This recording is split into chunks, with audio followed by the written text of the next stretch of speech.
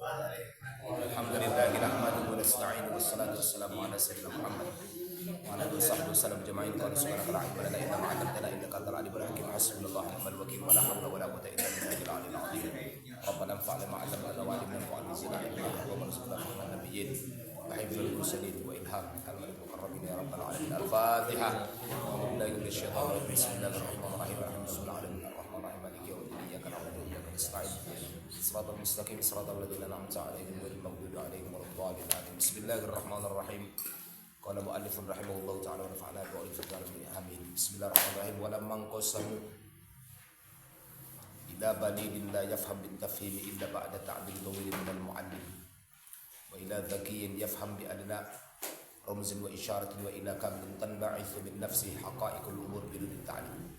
Sebagaimana para ulama membagi, karena akal manusia itu berbeda-beda, maka ulama membagi manusia itu ada tiga. Yang pertama ada yang balid, ada orang yang bodoh, akalnya bodoh. Siapa yang akalnya bodoh, la yafham bit tafhim, dijelasin pun nggak bakal paham-paham.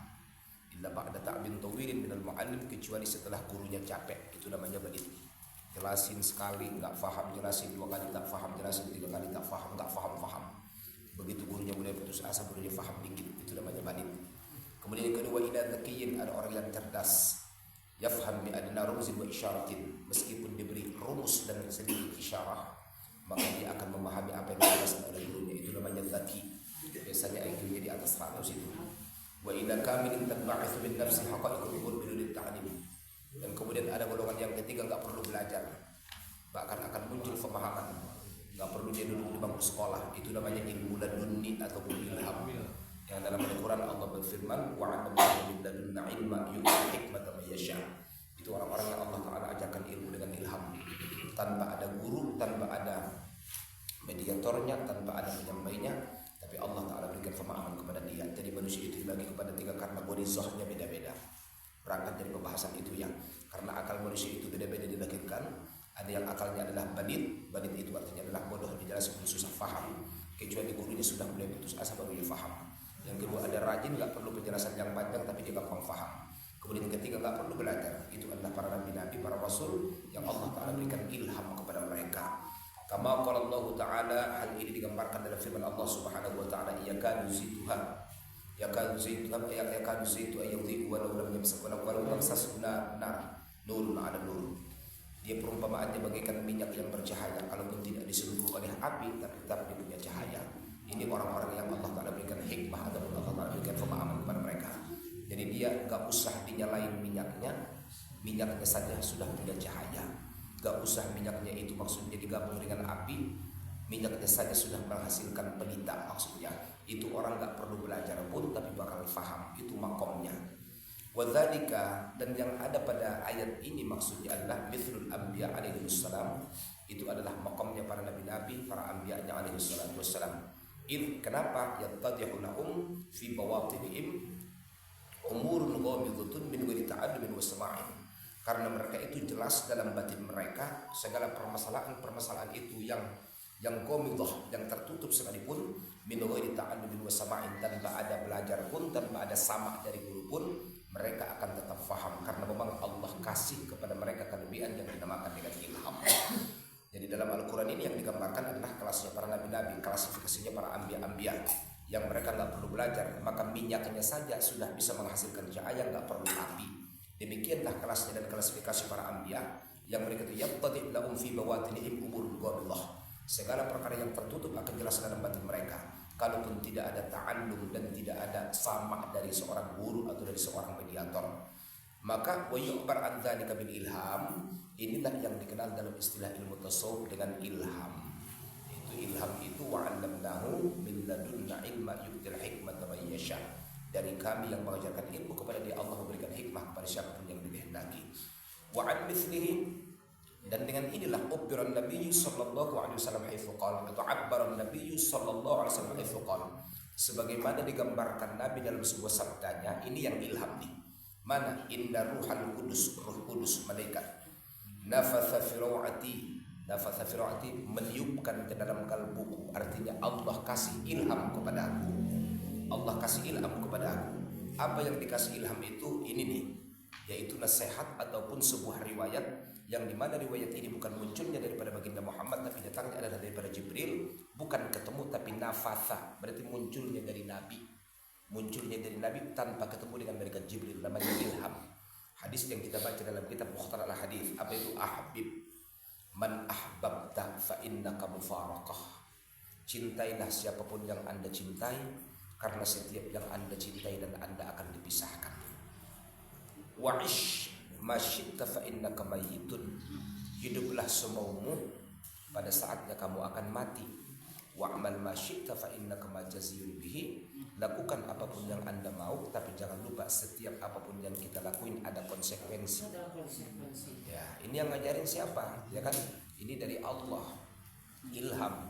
Tapi bukan lewat Jibril, maksudnya ketemu dengan Nabi nggak perlu talaki, nggak perlu wajah, tapi nafatha fi ruhi, artinya adalah ilham. Ya, langsung. Tapi nafatha nggak ketemu, ditiupkan, artinya dimunculkan pemahaman oleh malaikat Jibril kepada Nabi SAW. Jadi artinya ini hanya sekedar menjelaskan, bukan tentang makom, ya. Kalau tentang makom, ya Muhammad lebih hebat daripada Jibril. Tapi ini menjelaskan tentang ada ilmu yang demikian, kata Imam Ghazali. Nafatha. Kalau nafasa nanti bernafas. Wa hadzal namtu, model seperti ini, min ta'rifil malaikah lil anbiya. Demikianlah malaikat terkait kepada para nabi-nabi saat menyampaikan ilmu, yukhaliful wahya. Tapi hal ini berbeda dengan wahyu. Kenapa? Karena wahyu itu as-sarih. Wahyu itu jelas ketemu. Iqra ya Muhammad ma'ana biqari, itu ketemu dengan malaikat Jibril alaihi salatu wassalam. Atau terkadang dia munculnya adalah dengan mengilustrasikan dirinya dengan orang lain. Yang sering sahabat yang dipinjam wajahnya adalah Dahyah al-Kalabi, sahabat yang sangat tampan sekali. Jibril menyamar menjadi Dahyah al-Kalabi, ya kan? Nah, itu wahyu. Wahyu itu sharih, jelas ada talaqqinya, jelas ada mukasyafahnya, jelas ada iltiqa'nya, jelas ada muwajahahnya, jelas ada pertemuannya. Tapi ada ilmu yang tadi enggak usah ketemu, tapi nafatha fi ruhi, munculnya adalah daripada ilham. Alladzi huwa sab'us sud bihassatil udhun, dan wahyu itu adalah alladzi huwa sab'us sud bihassatil udhun, biasanya dengan perantaraan pendengaran telinga secara konkret, bukan secara abstrak. Jadi langsung didengarin sama Nabi SAW. Itu yang kita jelaskan, Al-Quran itu sebenarnya 2 kali turun ke kalbu baginda Rasulullah jauh hari sebelum disampaikan oleh malaikat Jibril. Kemudian Jibril kembali menurunkan satu demi satu, ayat demi ayat, munajjaman wa murattabah, karena disesuaikan dengan asbabun nuzulnya. Makanya Fatihah juga 2 kali turun dalam riwayat langsung kepada baginda Rasulullah, ya kan? Kemudian ada lagi yang perantaraan malaikat Jibril. Apa pesan falsafahnya? Supaya kita belajar perlu talaki, perlu kepada guru. Makanya iqra, baca olehmu, bukan baca sendiri, tapi perintah dari seorang guru kemudian diajarkan kepada kita.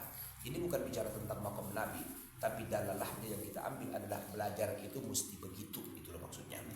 Ya, ada gurunya. Jadi jangan kita simpulkan, oh berarti Muhammad itu adalah muridnya Jibril. Enggak. Rasul itu adalah guru di atas guru, ya kan? Kenapa? Karena Jibril pun diciptakan daripada Nabi Muhammad SAW. Kemudian wa musyahadatul malaki, dan kemudian wahyu itu adalah ada musyahadah, yaitu ketemu dengan malaikat bihassatil basar, yaitu dengan mata secara nyata, secara realita, secara konkret. Walidzalika akhbar an hadza bin nafsir, oleh demikian ini dinamakan dengan nafas firraw yang tadi itu, yang ahbib man ahbabta fa innaka mufaraqah, itu namanya nafas firraw. Apa itu yang dimaksud dengan nafas firraw? Dalam kajian ulumut tafsir, definisinya adalah mustalahun.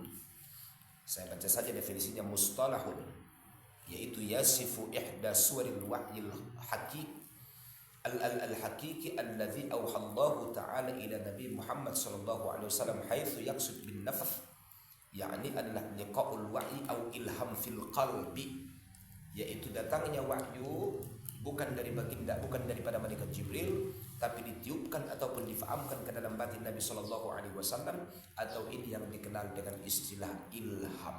Alhama yulhimu ilhaman, ya kan? Makanya ada nafsu mulhimah, nafsu yang sudah mulai memiliki kesadaran tanpa disadarkan, ya kan? Berangkat dari nafsu ammaratun bisu, naik dikit menjadi nafsi lawamah, ya kan? Ammaratun bisu itu enggak ada perintahnya kecuali maksiat. Mulai sadar maka cari ilham dia, namanya mulhimah. Baru kemudian nanti naik lagi kepada radiyah, ya kan? Kemudian naik lagi kepada mutmainnah. Setelah mutmainnah dia radiyah. Setelah radiyah maka yang paling tinggi adalah mardiyah. Jadi dia ridho dan Allah ridho kepada dia. Itu ya ayyatuhan nafsul mutmainnah irji'i ila rabbika ila rabbiki radiyatan mardiyah. Itu puncak nafsunya yang paling tinggi. Itu puncak kedudukan seorang manusia yang paling tinggi. Wa darajatul wahyi katsiratun. Tingkatan wahyu itu banyak. Wal khawlu fiha la yaliku bi ilmil muamalah. Jika pengen tenggelam dalam penjelasan tentang daripada wahyu, maka itu enggak layak secara ilmu muamalah, itu enggak pembahasan, enggak masuk dalam kajian fikih ya. Tapi masuk di mana? Bal huwa min ilmil mukasyafah. Itu masuknya adalah ilmu hakikat dan ma'rifat ilmu mukasyafah. Makanya kita bisa membahas, tapi kita tidak akan pernah sampai ke sana. Hanya sekedar pembahasan saja. Wala tadnan anna ma'rifatal wahyi. Jangan pernah beranggapan ataupun memprediksi bahwa mengenal atau mengetahui darajatul wahyi itu tustada'a mansubul wahyi, mesti tergantung atau mesti mengetahui secara hakikat segala tingkatan-tingkatan wahyu. Enggak terlalu penting itu. Kita hanya penting deskripsi secara mujmalnya saja, bahwa wahyu itu adalah sesuatu yang disampaikan Allah dengan dua model. Ada yang nafath fir ru'i, ada yang kedua adalah dengan perantaraan malaikat Jibril. Itu pembagian wahyu. Gak perlu kita masuk ke dalam mansab wahyunya, gak perlu kita masuk ke dalam hakikat wahyunya, ya kan? Dimana tuh kita bahas secara telanjang atau secara tafsir dan detail, gak penting itu. Kenapa? La yab'ad ay ya'rifa tabib al-marid darajatis sihah.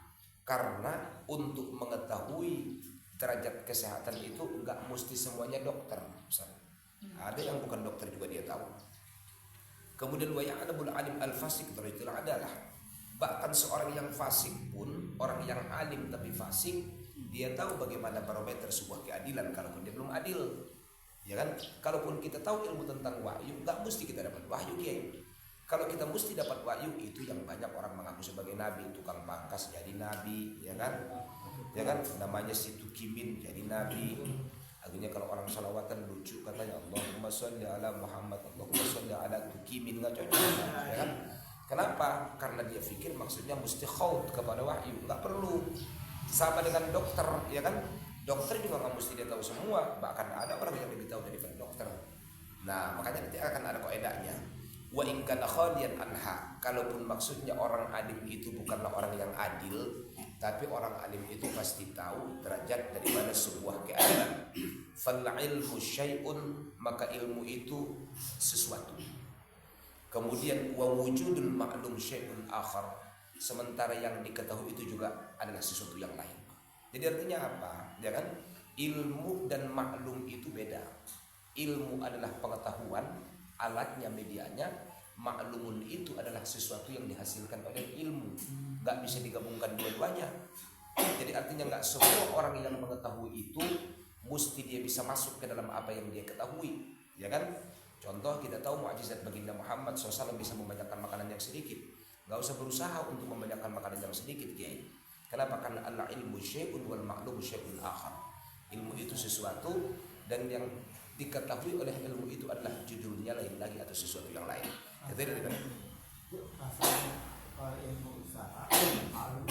Betul.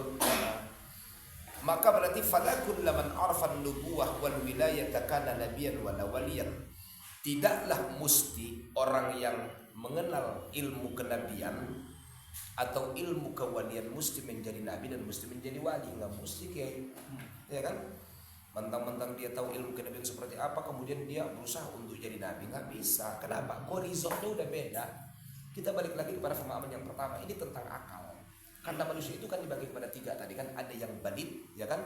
Ada yang zaki, ada orang yang nggak perlu penjelasan tapi paham dari Allah. Itu adalah horizonnya para nabi. Itu yang tadi yautibu zitu'ah, ya kan?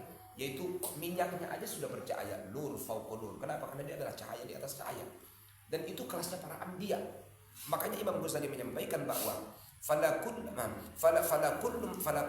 arfa an-nubuwah wal wilayah kana nabiyyan wala waliya. Gak mesti orang yang tahu tentang ilmu kenabian dan kewalian kemudian dia mesti menjadi nabi dan wali. Gak mesti, karena gorizamnya udah beda, naluri instingnya beda, akalnya beda, ya kan? Nabi itu orang-orang terpintar, nabi itu orang-orang cerdas, mana ada orang yang bodoh nabi. Makanya sifatnya siddiq, amanah, tabligh, fatonah, ya kan? Fatonahnya itu kan cerdas dari akalnya, bawaan lahir. Kalau kita kan cerdas karena belajar, betul. Tapi kalau kita pintar karena belajar, kalau mereka pintarnya itu bawaan lahir. Nah itu namanya gorizo yang tadi. Jadi mereka itu nggak perlu ditafhim, nggak perlu dikasih pemahaman, tapi mereka ada nafasa ru'i, karena memang ditiupkan pemahaman ke dalam hati mereka. Maka wala kullu man arafa taqwa wal wara' daqa'iqahu kada taqiyan. Tidak mesti juga orang yang tahu tentang bagaimana ilmu takwa, bagaimana ilmu wara', maka kemudian mereka menjadi orang yang bertakwa dan orang yang wara'. Banyak yang enggak yang begitu, ya kan? Ilmunya luar biasa, tapi implementasi terhadap ilmunya tidak seberapa gitu saja kan. Ilmunya berkitab-kitab dia hafal segala macam, tapi pelaksanaannya tidak sekelas dengan ilmu yang dia ketahui, maksudnya gitu. Banyak yang begitu, karena memang tidak semestinya dan tidak semua, iya kan? Banyak kan. Nah begitu kelasnya manusia. Wangkisabun nas, maka oleh demikian para ulama membagi manusia satu, illa mayantabahu min nafsihi wa yafham. Ada orang yang mesti diingatin atau diajarin baru faham. Mudah-mudahan ini kelasnya kita nih, amin ya. Ya kan, kalau dijelasin baru faham. Ada yang kedua, wa ila man la yafham illa bitambihin wa ta'limin. Nah, kan ada orang yang tidak akan faham kecuali dengan tambih berulang-ulang, dengan ta'lim berulang-ulang, ya kan? Nah mudah-mudahan ini juga masih lumayan nih. Tapi ini masuk kepada balit karena sudah berulang-ulang, ya kan? Kemudian ada yang ketiga, wa ila man la yanfa'uhu ta'lim aidan wa tanbih. Dan ada orang ta'lim gak manfaat kepada mereka, tambih tidak manfaat kepada mereka. Kan kisabil ardi, ya kan?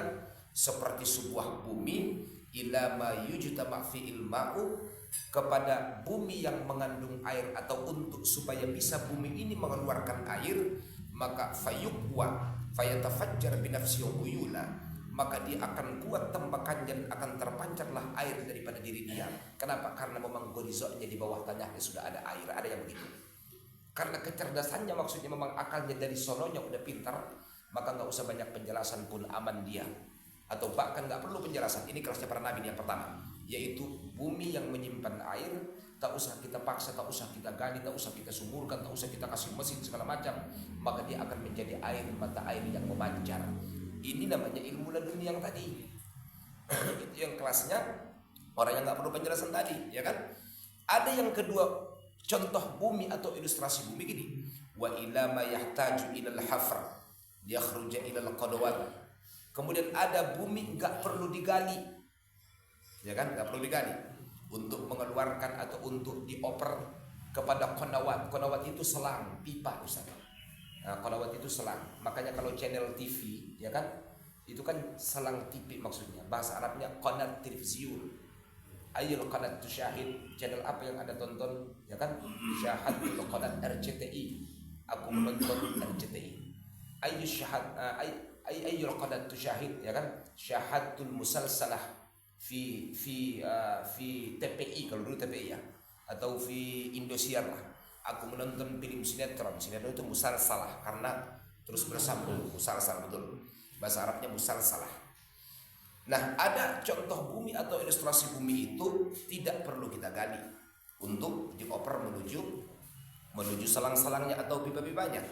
Wa ila ma la yanfa fi'il afar. Tapi ada bumi digali pun berulang-ulang, galiannya nggak bakal manfaat. Kenapa? Wa huwal yabis. Emang tanahnya lagi kering kerontang. Bagaimanapun galinya tidak akan bisa melahirkan ataupun memancarkan air.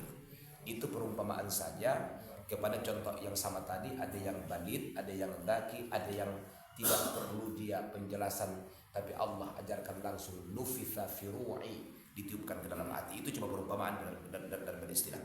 Wadzalika, demikian itu terjadi pada bumi ini. Kenapa ada bumi yang tadi dia memancar sendiri, ya kan? Kenapa ada bumi yang mesti digali kemudian ada airnya? Kenapa ada bumi digali berapa kali pun tidak akan ada airnya? Biikhtilafi jawahirul ardi fi sifatiha, karena memang jenis buminya sudah berbeda dalam sifatnya. Artinya apa? Gorizah bumi itu dibagi kepada tiga seperti kecerdasan manusia, ya kan? Ada orang yang zaki tapi mesti belajar. Ada orang yang balit, belajar pun tak bisa-bisa. Ada orang yang tidak perlu belajar tapi dia adalah bisa. Itu ya yudhi'u zaituha yang tadi. Minyaknya saja sudah bercahaya, nur fauqa nur, ya kan? Ada bumi yang nggak perlu digali memancar sendiri. Ada yang kedua perlu kita gali karena di bawahnya tersimpan air. Ada bumi digali pun berkali-kali tidak akan pernah ada air. Kenapa? Karena yabis, di bawahnya kering kerontang. Itu bukan maunya bumi, Kiai. Tapi memang Allah ciptakan jauharul ardinya atau jawahirul ardinya, model buminya, jenis tanahnya itu sudah berbeda dalam sifatnya secara gorizah, bawaan dan instingnya seperti itu. Jelas gak ya? Makanya yang bodoh dipaksakan pun akan tetap bodoh. Sama dengan istilah orang Arab, al-jamilu jamilun walau qama minan naum, al-qabihu qabihun walau ghusila kullal yawm. Yang cantik akan tetap cantik kalaupun bangun tidur. Tapi kalau yang tidak cantik tetap tidak terlihat cantik kalaupun dia mandi tiap saat. Kenapa? Karena cantiknya bawaan, gitu maksudnya. Betul kan? Orang yang punya wajah mewah dan kemudian badan mewah itu, dia pakai baju apapun cocok aja. Tapi kalau yang badannya nggak kelihatan mewah, baju apapun tak cocok aja. Nah, ini maksudnya tak cocok aja, ya kan? Orang yang bisa bijak jam. Oh, kalau abang mah nggak usah pakai baju juga bagus. Nggak usah pakai baju pun bagus, ya kan? Nah itu bukan. Hah?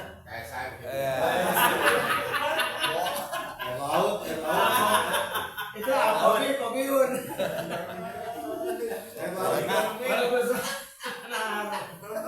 Maka fakadzalika, demikianlah Kiai perumpamaannya, ikhtilafun nufusi fi ghorizatil aql. Perbedaan setiap manusia pada gorizah akalnya. Betul.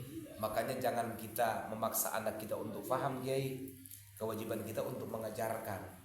Jangan lupa kecerdasan itu dari gorizatul akal, kata Imam Ghazali. Jangan kita samakan pendidikan seorang anak kita dengan anak yang lain kemudian kita membandingkan. Mestinya, Kiai. Kenapa? Karena gorizah akalnya beda. Makanya semua orang pada hakikatnya adalah cerdas, tinggal tunggu atau lihat di mana bakat yang dia miliki. Karena orang lahir dengan kecerdasan yang berbeda-beda, betul, ya kan? Thomas Alva Edison menjadi ahli listrik, Fatimah Al-Fikhri menjadi penemu universitas pertama dunia, ya kan? Kemudian Abu Nafis menjadi penemu darah ataupun tekanan darah sehingga muncullah namanya tensi. Itu kan orang-orang Islam semua, ya kan? Al-Jabar menjadi ahli matematika, Ibnu Sina menguasai semuanya menjadi ahli falak. Semua orang. Imam Suyuti mengatakan, jika aku belajar matematika, maka saya akan mengangkat gunung yang sangat tinggi ditimpakan ke atas bahu saya. Artinya apa? Buat dia matematika adalah pelajaran yang sangat sulit. Tapi bukan buat Al-Jabar, ya kan? Bukan buat Pitagoras segala macam. Kenapa? Karena mereka gorizahnya dilahirkan seperti demikian. Jadi nggak ada orang yang totalitas dalam segala aspek. Mesti ada kelebihan masing-masing, mesti ada kekurangan masing-masing. Makanya kita dipertemukan di ta'arufu supaya kita saling isi mengisi, kan gitu kan?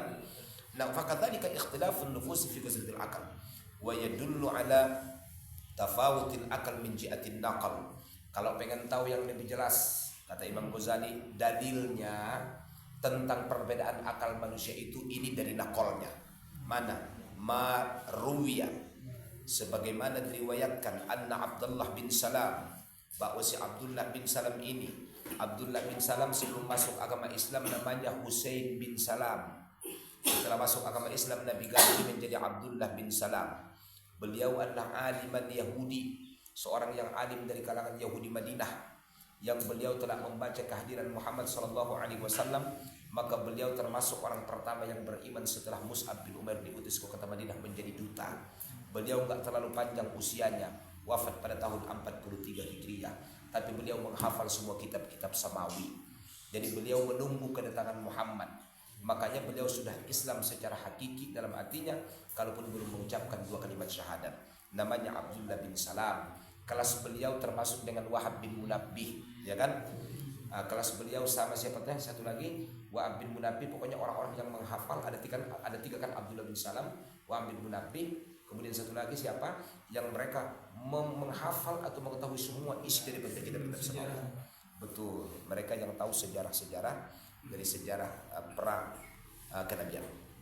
Anna Abdullah bin Salam ini dalilnya. Radhiyallahu anhu sa'ala an-nabiy sallallahu alaihi wasallam fi haditsin tawilin fi akhirih wusifa 'adl arsh Abdullah bin Salam pernah bertanya kepada Nabi tentang sebuah hadis yang sangat panjang hingga pada akhirnya sampailah pembahasan yang menjelaskan tentang betapa agungnya arsy-Nya Allah. Ini bicaranya Abdullah bin Salam. Wa annal malaikata qalat, dan kemudian malaikat juga berkata, ini cerita Nabi kepada Abdullah bin Salam. Ya Rabbana, Abdullah bin Salam nanya kepada malaikat, malaikat nanya kepada Allah. Ya Rabbana, hal khalaqta syai'an a'zam minal arsy? Kan Abdullah bin Salam nanya kepada baginda Rasul. Rasul nggak mau jawab, bukan nggak bisa, ya kan? Beliau perlu sanadnya, kan gitu kan? Maka dia tanya kepada malaikat Jibril. Jibril ketemu dengan Allah, sehingga Jibril bertanya kepada Allah, Ya Allah, duhai Tuhan kami, adakah engkau menciptakan sesuatu yang lebih besar daripada arsy? Ya kan? Karena diilustrasikan dalam kitab Qurtubi dan Tadhkirah bahwa bumi kalau diletakkan di arsy itu bagikan sebutir debu di atas hamparan pasir. Bayangkan Kiai. Qala na'am. Ya dong, kata Allah. Apa itu? Al-aqalla. Aku ciptakan yang lebih besar daripada arsy itu itulah akal. Qalu, para malaikat ikut bertanya, wa ma balagha min qadarihi. Seberapa besarnya arsy, seberapa besarnya akal itu? Qal hayhata la yuhata bi'ilmihi. Tidak akan ada yang bisa sampai ilmunya kepada kadar besarnya, berapa besarnya akal itu. Bukan arsy lagi, berapa besarnya akal itu ada yang tahu. Hal lakum ilmun bi'adadir ramal. Sehingga Nabi juga menyampaikan dengan kalimat Allah, apakah kalian tahu berapa jumlah pasir? Ada yang tahu? Ada nggak yang tahu? Makanya kan ada istilah kan, walau kana dzunubukum mithla zabadil bahr. Kalau seumpama dosa kalian pun umpamanya contoh di bus seperti buih di tengah lautan, warramal fi syatil bahr, seumpama pasir di pinggir pantai, itu kan selalu disebutkan wan nujumu fis sama, atau seperti bintang-bintang di cakrawala. Allah itu Maha Pengampun daripada semuanya. Artinya apa? Pengampunan Allah itu nggak ada bahasa yang bisa menggambarkan betapa besarnya, sehingga romal-romal di tepi pantai pun ya kan kecil dalam keampunan Allah. Nah, apakah kalian tahu berapa jumlah pasir? Qalu la, mana kami tahu. Kata malaikat, qala Allah azza wa jalla. Dan bahasa ini disampaikan kepada para sahabat ya, yaitu yang diwakili Abdullah bin Salam. Maka Allah berfirman, fa inni, sesungguhnya aku khalaqatul aqla, aku menciptakan akal itu asnafan syatta, banyak sekali model-modelnya, jenis-jenisnya. Ka'adadir ramal, seperti banyaknya jumlah romal pasir. Faminan nasi, ada di antara manusia, man u'tiya habbatan, diberi cuma satu butir dari akal. Makanya akalnya nggak panjang-panjang, putus asa dikit ya kan, ambil tadi gantung diri, mati Ustaz.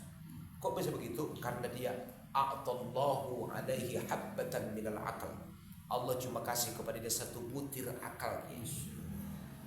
Ada lagi wa min umman u'tiya habbatain, ada manusia yang diberikan akalnya dua, sehingga nggak gampang putus asa. Ya kan, tertutup di sini, ada jalur lain yang mesti dicari, nggak mesti terfokus kepada satu pintu yang sangat tertutup. Wa min umman u'tiya thalath wal arba, ada lagi yang diberikan 3 akal dan 4 akal. Wa min umman u'tiya furuqa ya, ada yang diberikan furuk.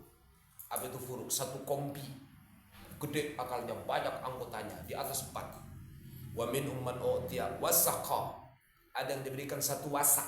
Wasak itu kan ukuran zakat ya, ausuk kan, ausuk wasak sama. Wa min umman u'tiya akthar min dzalik, ada lagi orang yang diberikan di atas yang demikian. Banyak akal, akhirnya saking banyak akalnya ngakal-ngakali. Makanya orang berbeda dalam mengelola masalah, betul nggak? Ada dikasih sampah dia buang Kiai, ada orang yang kasih sampah daur ulang, betul nggak? Ada yang dikasih sampah dia jual, betul nggak? Ada yang dikasih sampah dia makan. Nah, siapa itu? Orang gila, karena akalnya demikian. Dia jual, dia buang, itu normal. Kalau dia jual, ya kan itu kreatif. Kalau dia daur ulang, itu namanya jenius Kiai. Makanya akal manusia jangan heran, ada yang pintar, ada yang kurang pintar, ada yang bodoh, ada yang sangat bodoh. Ya kan? Cuma bahasanya la tayasu min rauhillah. Kenapa nggak boleh putus asa? Karena akal itu ciptaan Allah. Allah bisa buka kapanpun dia mau. Betul, ya kan? Fa in qulta, cukup. Mau nyolatin kan? Oke. Oke, Ja'far kita mau nyolatin. Nggak apa-apa ya. Assalamualaikum.